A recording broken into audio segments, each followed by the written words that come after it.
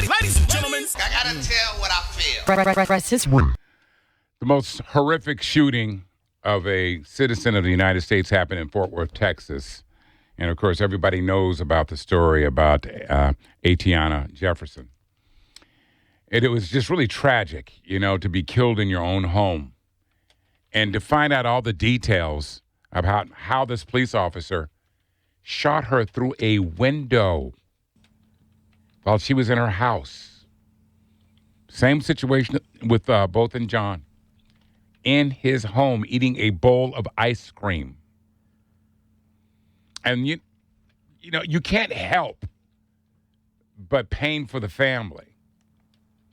It was my brother-in-law's cousin that was killed, so it kind of hit close to home. I've never met her, but I hate to know about her under these circumstances. But the Fort Worth Police Department did the right thing. They immediately put out the body cam. They immediately fired him. He said he resigned. He resigned before they can fire him. And they arrested him, and they're charging him for murder. I think maybe they learned something. You don't go into automatic cover mode. I think every police officer that was around that was like, oh, this is really bad. There are some people that should never be given a gun. How are you fearful of somebody in their home looking out of a window? It just makes me think about all the mass shooters, the mass murderers back in April of 2018. You remember at the Waffle House in Nashville? Guy killed 4 people for what? Guess what he got to do? He got to surrender. They found him in the woods. He got to surrender. Dylan Roof, remember him? Killed 9 people inside a church in Charleston, South Carolina. They invited him in. He could pray with them. He was arrested without incident.